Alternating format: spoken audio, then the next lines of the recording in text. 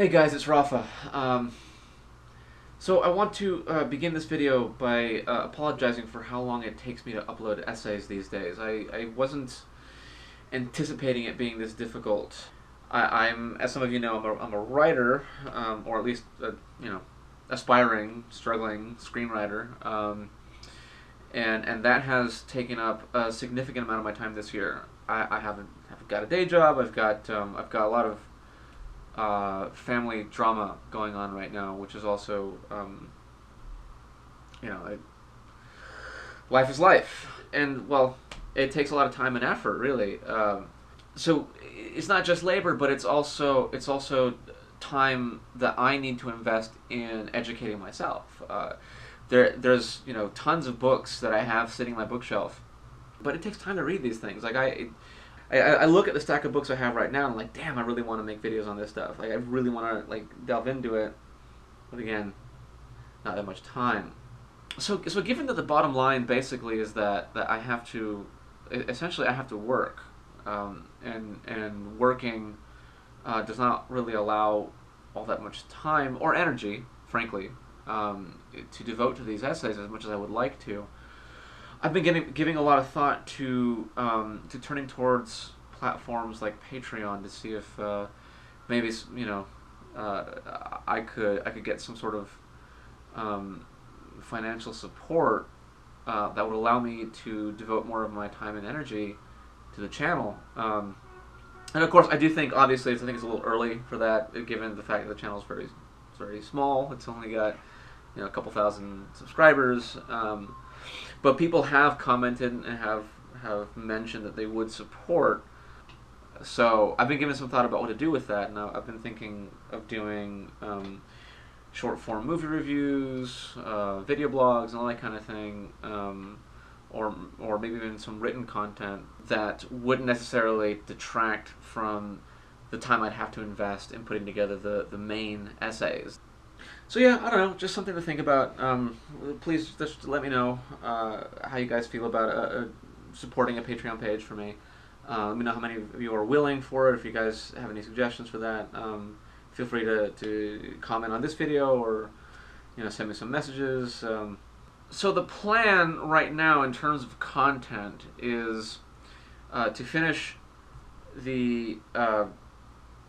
part 2 for Star Wars and Star Trek.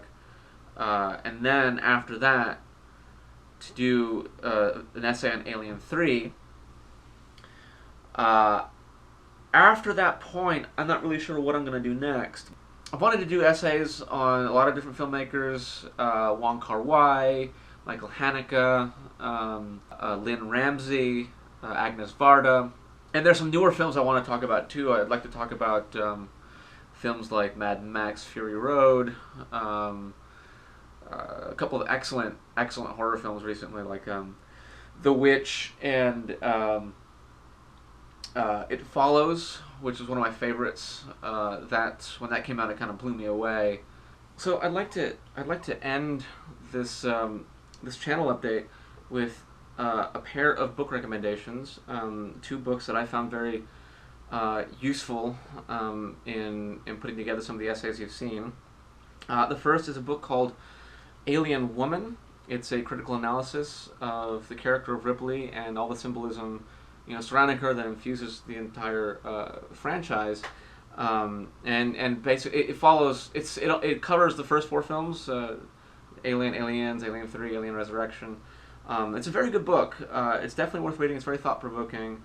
Although I personally disagree with it heavily at times. I think the most I disagree with it was in its interpretation of the very first film.